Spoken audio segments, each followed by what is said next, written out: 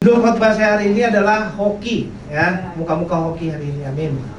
Mungkin beberapa dari kita ngerti ya, dan mungkin pernah ngalamin atau dengar mengenai hoki, ya, bukan hoki yang main pakai bola itu atau disc, itu bukan ya, bukan olahraga. Ya mungkin saya juga pernah ngalamin ketika ngantar papa mama saya ke mall di Jakarta Selatan. Lalu ya istri dan mama saya lagi ngelihat toko baju fashion ya. Terus saya dan papa lagi berdiri di depan toko, tiba-tiba lagi nungguin lah ladies lagi ngeliat atau cuci mata ya. Tahu-tahu ada nama saya disebut, ya bukan hanya di doa ibuku namaku disebut, tapi ada namaku disebut di mall, ya. Lalu saya menghampiri ke panggung, tahu-tahu saya dikasih tepuk tangan dan diberi satu papan bertuliskan saya pemenang undian. Jadi untuk mendapatkan undian itu ternyata saya harus belanja cukup banyak dalam rangka 1 tahun, terus harus hadir pada saat undian itu dipanggil, dan kita juga nggak tahu kapan undiannya dan kapan. Tapi anehnya satu mall yang mungkin setahun belum tentu sekali papa mama saya minta diajak ke sana karena mungkin pada saat itu bukan mall favorit ya. Tapi entah kenapa waktu itu mau ke sana, dan anehnya ya istri sama mama mau pergi ke satu tempat baju fashionnya di sana di depan panggung, aneh banget sih. Dan pas dipanggil itu pas saya hadir dan udah saya next nih ada gambarnya nih, wah itulah ya. Jadi tiba-tiba tidak siap ya, waktu itu komisi belum dicukur. Nah itu anehnya waktunya pas, hari dan detiknya pas, karena belanja itu ngelihatnya biasanya bukan setengah jam, paling cuma 5 menit sampai 10 menit. Anehnya dalam 5-10 menit itu pas nama saya dipanggil. Kalau tadi lewat dari 5 menit pas namanya saya dipanggil, saya tidak hadir, itu dikasih ke orang lain. Nah itulah hoki namanya ya. Jadi itulah ya hoki. Ada satu tas yang tas branded full leather cukup mahal, pada saat itu saya berikan ke Pastor Yuli, kan tas wanita ya kan. Jadi hoki saya tuh hoki hoki barengan ya. Nah hoki mujur itu bisa dalam bentuk banyak hal ya. Bisa juga dalam bentuk perlindungan Tuhan, diluputkan dari satu musibah atau kecelakaan. Bisa juga pas butuh sesuatu, pas dapet lagi. Ya, jadi bukan yang kita inginkan sebetulnya, tapi yang kita butuhkan tuh lebih penting ya sebetulnya ya. Kita butuhkan. Nah siapa yang mau ngalamin hidup hoki coba? Ya amin, semua ngalamin ya. Nah, lebih dari kata hadir pada waktu, hari, detik, jam yang tepat, ada kesempatan dibukakan. Ya kan, tahun kesempatan dibukakan. Oke, pasti kita semua mau hidup beruntung, hidup hoki, hidup diberkati. Mari kita bahas satu ayat, sebetulnya satu ayat ini sepanjang khotbah, jadi disimak ya. Satu ayat mengenai hidup mujur atau hoki. Kita baca bareng-bareng yuk yang hoki. Mazmur 112 ayat 5-3-4. Mujur orang yang menaruh belas kasihan dan yang memberi pinjaman. Oh, mulai enak. Yang melakukan urusannya dengan sewajarnya. Ya, yang nggak wajar nggak boleh. Nah, ini mujur hoki ada bagi orang yang menaruh belas kasihan. Mari kita mau pulih dan belajar lemah lembut kembali hatinya. Mungkin kita dulu pernah menjadi pribadi yang peduli sama orang lain. Mungkin tahun 2018 kita pernah peduli. Ya kan, 2020 dunia mengajarkan hidupnya sendiri-sendiri, ya kan, gak boleh ketemu orang, lalu mulai egois ya. Nah ini, mari kita mulai menaruh belas kasihan sama orang lain. Mungkin ada 1-2 hal kita pernah ngalamin satu keadaan kita nggak serak sama orangnya, kita kecewa sama keadaan, sehingga kita jadi berubah, kita nggak sepeduli yang dulu. Mungkin kita jadi mulai hati kita mengeras, dingin dan tidak menaruh belas kasihan sama sekeliling kita. Nah, kita rindu mulai hari ini kita pulih dan kembali menaruh satu belas kasihan sama sekeliling kita. Mungkin walau orang-orang di sekeliling kita nggak perhatiin kita, tapi kita mau perhatikan mereka. Mungkin orang sekeliling kita pernah mengecewakan, tapi kita mau pedulikan mereka, kita mau taruh belas kasihan sama mereka. Mungkin memang ada orang-orang yang terlalu bandel, kalau dibilangin kita, rasanya udah malas, akhirnya kita nggak ada belas kasihan. Rasain kau. Misalnya kayak udah diomongin masih kayak gitu. Tapi jangan biarkan hati kita yang jadi keras, jadi dingin. Harusnya kita lebih lemah lembut, ada kasih. Nah, biarkan hati kita tetap penuh kehangatan dan peduli, ada belas kasihan, jadi kita nggak trauma. ini udah tahun yang baru, tapi mulai terima kesalahan orang lain, kegagalan orang lain di tahun kesempatan dibukakan. Ya. Bagi yang nonton telat, pokoknya dari awal tahun itu kita ngomongin dalam bahasa Ibrani, tahun kesempatan dibukakan, bisa cek di Max in Christ TV YouTube ya, bagi yang online. Nah ini kita mulai bisa beri kesempatan lagi buat orang lain. Mungkin udahlah, udah cukup, saya udah nggak mau dengerin lagi, saya nggak mau maafin lagi, saya nggak mau ngobrol lagi, saya nggak mau, udah deh nggak mau ngomong lagi. Tapi inilah kita mau mulai ada belas kasihan bagi orang lain, taruh kesempatan lagi buat orang lain. Kita mau ada belas kasihan, gak cuma nonton. Oh gitu ya, kalau ada orang kayaknya lagi susah, lagi ngambil sesuatu gitu, cuma ada yang orang cuma gitu. Tapi mulai kali ini kita mulai gerak, mulai beneran bantu orang. Ada rasa peduli, pingin meringankan beban, ada kasih. Nah ayat firman Tuhan mengatakan hoki mujur itu ada bagi orang yang menaruh belas kasihan. Nah belas kasihan itu dalam bahasa aslinya, next itu adalah kaunan ya. Kaunan ya, bukan temennya kiri nih, ada W-nya, jadi kalau bacanya kaunan ya. Nah yang bermakna murah hati, ikut mendukung atau ikut membantu, berbuat kebaikan melebihi kewajaran dan pengertian. Jadi kalau kita mau hoki, mau alami mujur, bukan cuma sibuk pakai baju warna merah. Iya, pasti ya. Semua toko merah, sepatu merah, sayur nggak ikutan. Tapi apa kata firman Tuhan? Kalau mau hoki, mau mujur, jadilah orang yang punya belas kasihan, ada kasih. Mau ikut dukung katanya. Jadi berapa kali dari kita nggak dukung. Kalau ada yang kasih ide, kita nggak dukung. Tapi kalau ide kita mau orang lain dukung. Jangan biar kita awal tahun kita bertobat, kita mau ikut dukung, ikut bantu. Jadi kalau ada yang ngalamin kesusahan, kesulitan, minimal di hati kita tuh ada responnya bener serius, peduli, dan bener bergerak membantu. Jadi ada aksinya. Dikatakan orang yang lembut itu ikut merasakan dan mau bantu. Mungkin kemarin akhir tahun ya, ada pemain keyboard kita juga kesaksian dan butuh dibantu. Cilingling juga sempat bantu. Jadi kayak ada satu hati yang ternyata ada orang lain yang ngerasain ya. Nah ini orang itu mujur justru itu ketika kita peduli sama orang lain. Kita tahu manusia mungkin mengecewakan, tetapi jangan sampai kita yang nggak jaga hati, malah hati kita yang tadinya lembut, hangat, peduli, penuh kasih, malah jadi dingin keras karena kecewa itu. Jangan sampai kayak gitu. Padahal kita udah bener hidupnya, padahal udah pasti hoki. Tapi jangan kehilangan hidup mujur hanya karena kita nyangkut kecewa, nggak move on sama beberapa keadaan atau beberapa orang. Jadi ini udah tahun baru, udah awal yang baru, mari semangat hidup, penuh kasih. Kadang mungkin kalau kita nggak sadar itu banyak dari kebiasaan kita tuh nggak dukung ya. Jadi kalau orang lain kasih ide, kita nggak dukung. Bagian kita punya ide, kita mau orang lain dukung. Padahal dikatakan tadi dalam bahasa aslinya ikut mendukung, ya ikut membantu, itu baru hidupnya hoki. Berapa banyak dari kita yang perlu bertobat karena kebiasaan atau keputusan kita seringkali nggak mau hadir, nggak mau support, nggak mau reply, malas interaksi, partisipasi. Nah itu mulai, tahun ini kita mulai dukung. Mungkin kita bisa kasih kata-kata penambah semangat buat teman-teman kita. Jadi bukan hanya kita kasih dukung, kita hadir, kita kita dukung. Mungkin ada yang buka bisnis, kita datang, kita beli di sana, kita kasih doa, kita kasih penambah semangat. Nah, menaruh belas kasihan dalam bahasa aslinya tadi kaunan juga bermakna murah hati, ya.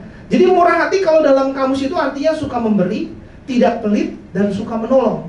Jadi mirip memang ya dari tadi, cuman ada penekanan di suka memberi dan tidak pelit. Nah ini mungkin dulu kita pernah suka memberi ya. Mungkin dulu waktu kecil kata orang tua kita, ayo dibagi permennya, jangan makan sendirian. Lalu kita bagi, lalu orang tua kita bangga, wah anak saya nggak pelit orangnya. Itu dulu. Ada mungkin papa mama ada ngajarin, ayo dipinjemin mainannya, main bareng sama teman-teman, main bareng sama saudara. Anak kita main bareng-bareng sama mainan kita. Terus papa mama seneng, wah ternyata nggak pelit ya, dia mau berbagi. Tapi itu dulu. Bagaimana kalau sekarang? Mungkin manusia modern itu cuma sibuk mikirin dirinya sendiri. Kalau ke orang lain mungkin nggak ada budget. Tapi kalau ke diri sendiri, selalu ada. Selalu ada aja gitu ya. Harus mulai dari banyak dari kita mulai berhenti menjadi saluran berkat. Padahal ini awal tahun, kita dipersiapkan untuk menjadi pembagi-pembagi angpau minggu depannya. Mari bertobat Bapak Ibu Saudara, uang yang ada itu Tuhan percayakan, mari jadi saluran berkat. Karena dikatakan orang yang pelit itu tidak alami hidup hoki, kata firman Tuhan. Mari pulih dari hati yang mungkin kecewa ketika kita memberi, mungkin orangnya nggak hargai. Mungkin kita memberi tiba-tiba karena sifat jelek atau respon nggak bagusnya, orangnya nggak berterima kasih, nggak dipakai. Tapi bagian kita tetap murah hati, bagian kita tetap memberi, bagian kita tetap tulus memberi. Jadi tetap tidak pelit dan alami hidup mujur hoki. Mari katakan ke kiri kanan kita, yuk jadi saluran berkat yuk. Iya, amin. Jadi saluran berkat, dipersiapkan untuk bagi angpau minggu depan ya. Minggu depan kita di ibadah ya Bapak Ibu ya. Mazmur 112 ayat 5, mujur orang yang menaruh belas kasihan. Nah, ayat firman Tuhan mengatakan hoki mujur itu ada bagi orang yang menaruh belas kasihan.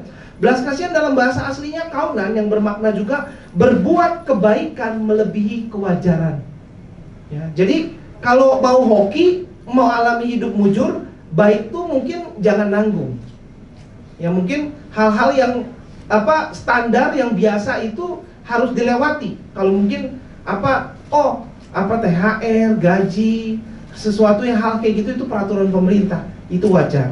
Membalas hampers, kalau ada yang kirim kita parcel Imlek, kita balas kembali, itu hal yang wajar. Kalau dikasih kado atau cake pas kita ulang tahun, nah pas gantian orangnya yang kasih kita itu ulang tahun, kita kasih kembali, itu wajar. Nah, yang dibilang di sini adalah orang itu hoki kalau berbuat kebaikan melebihi kewajaran ya. Jadi kuantitasnya lebay, kualitasnya wow, karena nggak wajar. Effortnya, hatinya, pas milihin barang itu benar-benar mau pilihin yang terbaik. Mungkin belinya udah jauh-jauh hari, 6 bulan sebelumnya udah coba cari, udah coba timbang, nggak mendadak, apalagi terlambat. Nah itu memang benar-benar beri yang terbaik. Nah, semua dari kita mau alami hoki, mujur, belajar, mungkin kita mulai belajar buat kebaikan yang gak wajar, melebihi kewajaran. Kita baik bukan hanya sama orang yang udah baik sama kita, tapi kita baik sama semua orang. Kita jadi garam dan terang, biar semua orang bisa melihat ada Kristus di dalam kita. Pasti hoki, kata firman Tuhan. Kalau mau baik itu baiklah sampai orang-orang di dunia melihat dan merasakan bahwa seumur hidup saya gak pernah ketemu orang sebaik dia. Kita tunjukkan kepada dunia, sehingga mereka mulai ngerasa ada yang beda sama kita. Mereka melihat Kristus ada di dalam kita karena kita nggak sama dengan dunia. Kita mulai lebih murah hati, lebih baik, melebihi kewajaran. Nah, kita baik bukan hanya pada saat ada maunya. Itu nggak usah diajarin. Anak kecil aja kalau lagi ada maunya tiba-tiba deket-deket, ya kan, tanyain, bener-bener nanyain, mama lapar nggak? Nah, itu udah mulai curiga lah ya. Mama capek nggak? Pijit-pijit, nah itu udah mulai bahaya ya. Nah jangan, tapi kita bukan hanya memberi pada saat kita diberkati. Nanti lah kalau saya udah kaya raya, saya mau sumbang tanah untuk dijadikan gereja. Nanti kalau saya dipromosi, nanti saya traktir satu hall gitu ya. Nanti, tapi mari kita belajar baik, murah hati, melebihi kewajaran. Kita nabur bukan hanya pada saat kita diberkati, tapi kita nabur pada setiap musim kehidupan. Kita murah hati, kita suka memberi walau pada saat musim kekurangan. Kita berbuat kebaikan walau sekeliling kita nggak baik sama kita. Kalau kita mau baik, jangan tanggung-tanggung, all out sepenuhnya. Kita berbuat kebaikan melebihi kewajaran, kita pasti hidup mujur, hidup hoki, kata firman Tuhan. Amin. Mazmur, mujur orang yang menaruh belas kasihan. Ayat firman Tuhan mengatakan hoki, mujur itu ada bagi orang yang menaruh belas kasihan. Belas kasihan dalam bahasa aslinya kaunan, yang bermakna juga pengertian. Orangnya pengertian. Ini. Jadi orangnya yang kayaknya dewasa, pengertian, hoki orangnya ya. Orangnya nggak bisa ngertiin orang, nggak hoki berarti. Nah ini berapa banyak konflik, amarah, berantem, bertengkar itu bisa dihindari kalau kita punya yang namanya pengertian. Kita ngertiin keadaan orang lain. Pas kita mau ngegas, mau marah, kita ngertiin, oh mungkin pasangan kita lagi PMS, atau mungkin maaf menstruasi. Nah pas kita lagi mau kecewa, mau marah, kita ngertiin, oh iya pasangan atau teman kita lagi banyak lemburan, mungkin udah 3 hari nggak tidur atau kurang tidur. Oh pantas agak sensitif ya. Ada juga yang ngomong, lu rese kalau lu lapar, gitu ya. Oh dia lagi belum makan nih, jam-jam segini rawan nih ya. Senggol bacok kan nih ya, senyumnya agak mulai sepet kan ya, jam-jam rawan ya. Nah pas kita mau ngambek, sedih, marah, pas batal liburan, oh kita ngertiin, oh iya padahal beberapa bulan lalu udah liburan kok, berlebihan nih. Oh kita ngertiin, mungkin lagi zaman inflasi, oh mungkin lagi musim banyak PHK massal. Ada pengertian, pasti hoki. Tiba-tiba tiket turun 70%, amin. Amin ya nih, tiketnya nih gimana nih? Amin lah ya, senyumnya doang. Nah kalau aja kita pengertian, kita nggak dikit-dikit kesel, dikit-dikit marah, nggak dikit-dikit ngegas, konflik itu bisa dihindari. Kalau aja kita pengertian, nggak dikit-dikit menghakimi orang, kita ngomongin orang di belakang, bukannya kita sibuk doakan orang itu, nggak sibuk nolong, mungkin kita bukannya makin bikin damai, kita bikin runyem keadaan. Mari kita belajar lebih pengertian. Mungkin ada yang komentar, waduh, abis orang tua saya kasar banget nih. Saya teriakin nadanya tinggi banget, melebihi nada Mariah Carey atau Ariana Grande. Tapi kita mulai ngertiin dulu nih. Mungkin pas mereka kecil itu lagi zaman perang. Ya beda ya. Mungkin ada bom, kupingnya rada nggak kedengaran, jadi suaranya teriak-teriak mungkin aja. Ya kan kita ngertiin. Abis orang tua, ada yang mungkin ada yang curhat, oh orang tua saya cerewet banget nih. Nah mungkin kita bisa lebih pengertian. Mungkin niatnya baik, cuma mungkin komunikasikannya aja yang kurang tepat mungkin. Orang yang dikit-dikit ngertiin, sabar, pengertian, orang itu dikatakan mujur dan hoki. Mari kita belajar, jangan dikit-dikit marah, tersinggung, nggak suka, kesel, gegas, tapi lebih pengertian. Mungkin ada salah juga dari sisi kitanya. Kita bisa pikir kayak gitu. Mungkin nggak sepenuhnya salah dia. Mari kita lebih penuh kasih lagi, lebih pengertian lagi, pasti hoki hidupnya. Mari kita baca firman Tuhan sama lagi ya. Oke, kita baca bareng-bareng 3-4. Mujur orang yang menaruh belas kasihan dan yang memberi pinjaman, yang melakukan urusan dengan sewajarnya. Dikatakan ini mulai aneh nih, mulai gak enak ya. Aneh nih. Mujur orang yang memberi pinjaman. Nah, kita belajar nih, menaruh belas kasihan, suka nolong, suka memberi. Selain kita beri perhatian, kita beri waktu, kita doakan, kita pedulikan, kita juga bisa bantu dari sisi meringankan beban financial atau keuangan. Jadi kita bantu dari banyak sisi. Jadi kalau ada yang dapat bisikan, ada yang dibisikin nih, pinjam dulu 100. Ada yang pernah dapat bisikan kayak gitu? Dapat WA kayak gitu ya? Ada yang dapat WA kayak gitu? Nah, jadi gak gitu ngeri ya. Karena ternyata yang memberi pinjaman itu hoki ya. Memberi pinjaman itu hoki ternyata. Nasibnya baik dikatakan. Jadi yang suka minjem bertobat, yang suka memberi pinjaman saudara itu orang yang hoki, diberkati. Mari kita baca firman Tuhan di Psalm 112 verse 5, 3-4. Good comes to those who lend money generously and conduct their business fairly. Woi, mantap nih, pulang udah bisa nonton film bahasa Inggris tanpa teks ya. Oke. Nah, dikatakan hal baik itu datang bagi orang yang memberi pinjaman dengan murah hati. Jadi, enggak, saya pernah kasih pinjam kok 30 tahun sekali. Enggak. Ini dibilangin generously. Jadi ketika memberi pinjaman itu nggak pakai manyun, murka, ketus. Enggak. Sukacita dan benar-benar mau bantu orang. Jadi benar-benar dikatakan generously, murah hati ya. Jadi bukan hanya memberi pinjaman tapi mukanya mengkerut, kesel, bete gitu, enggak. Atau marah-marah pas orang udah pergi, wah bener-bener nih saya dibisikin pinjam dulu 100 sampai merinding gitu. Enggak kayak gitu. Tapi memberi pinjaman dengan murah hati, penuh sukacita, memang benar mau bantu orang. Jadi memang murah hati. Jadi mari yang suka manyun, suka mukanya ditekuk, kesel, ada kabar sukacita bagi saudara. Bisa membantu mungkin saudara bertobat dari muka ditekuk pas ada orang yang minjem. Karena saudara akan diberkati luar biasa, hoki dan beruntung. Mari kita beri kemuliaan bagi nama Tuhan. Ayo. Psalm 112, good comes to those who lend money generously and conduct their business fairly. Hal-hal baik akan dialami bagi orang yang berbisnis dengan fair. Dikatakan berbisnisnya fair, bisnisnya adil, nggak curang. Kalau dalam artian bahasa Inggris itu based on behaving according to what is morally right and fair. Jadi secara moral itu benar dan fair. Secara moral bisnisnya tuh jujur, nggak curang, adil dan benar, ngejalanin usahanya tuh bener gitu, nggak lurus, lempeng. Maka orang itu pasti hoki. Jadi ada satu cerita mengenai seorang laki-laki yang memesan makan malam di dalam pesawat. Ini ada gambar pesawatnya, seru ya, sunset ya. Nah pas dia lagi terbang, nah pramugarinya itu datang bawa makanan. Pas dia lagi mau makan, pas dibuka itu ternyata ada kecoa, Bapak Ibu Saudara. Ya. Dia marah banget, dia komplain, dan dia mau tuntut penerbangan itu. Karena bukannya dia tenang, tapi kaget ya.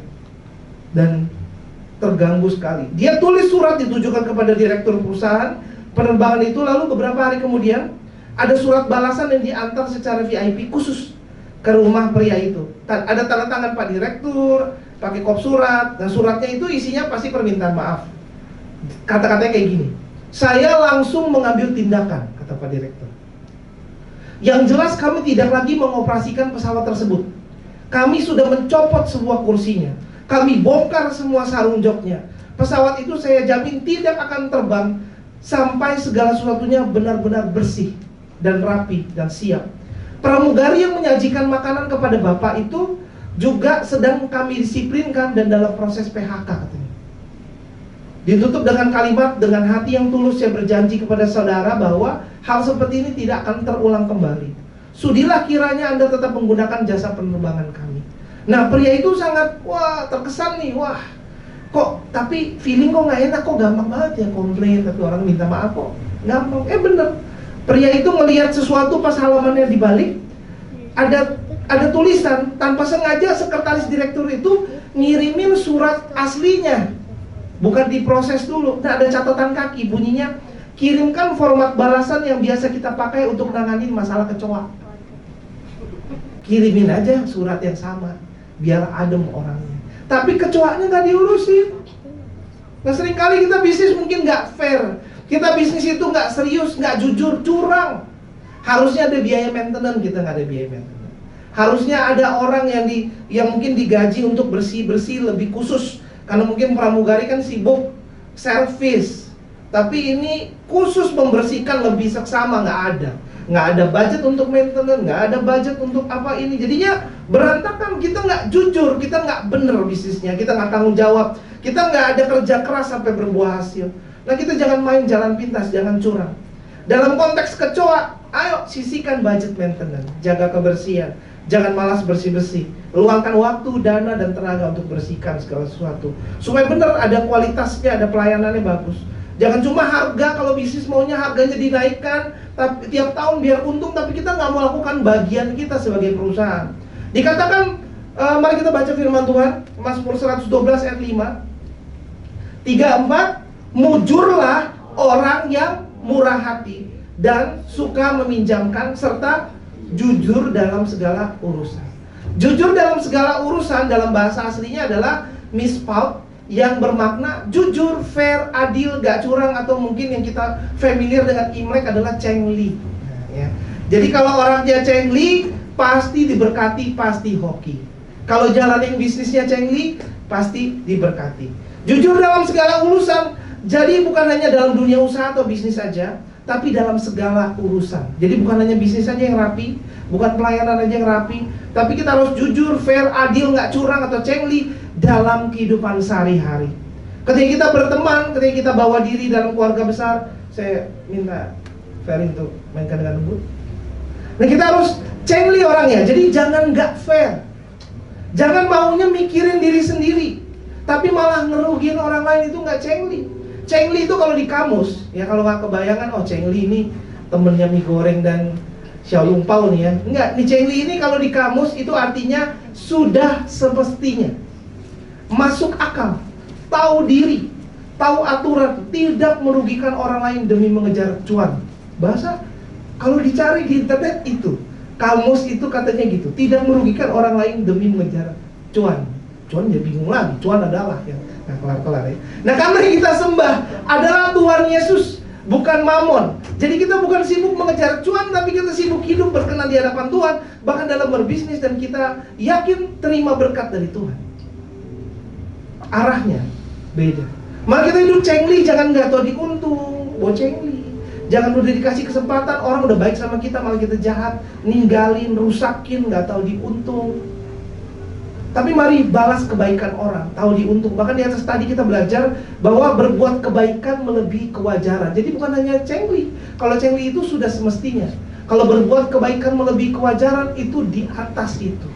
Baik sama orang yang nggak baik sama kita.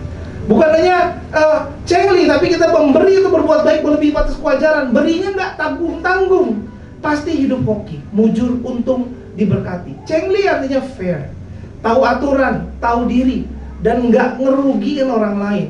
Jadi kalau kita orangnya cengli, pasti kita hoki. Terutama dalam konteks pembahasan ayat ini. Kita baca lagi firman Tuhan, biar ini meresap, cuma satu ayat aja. 3-4, mujurlah orang yang murah hati dan suka meminjamkan, serta jujur dalam segala urusan. Nah ingat, kalau mau mujur atau hoki, ada beberapa poin yang kita pelajari hari ini. Dari bahasa asli Konan, belajar untuk murah hati, ikut mendukung atau ikut membantu, berbuat kebaikan melebihi kewajaran, memiliki pengertian. Jadi kalau kita mau alami hoki dan juga memberi, kita beri pinjaman, itu bikin hoki. Lalu conduct their business fairly. Jadi kalau bisnis itu yang jujur, jangan curang. Dan jujur tadi dalam segala urusan, bahasa aslinya mispat, yang bermakna jujur, fair, adil, nggak curang atau cengli. Ya, jujur dalam segala urusan. Jadi bukan hanya dalam dunia usaha atau bisnis, tapi dalam segala urusan. Dalam keseharian, dalam kehidupan kita, dalam bawa diri sama teman, bawa diri sama keluarga, kita harus jujur, cengli, nggak curang, fair. Maka kita akan alami hidup yang diberkati, hidup hoki.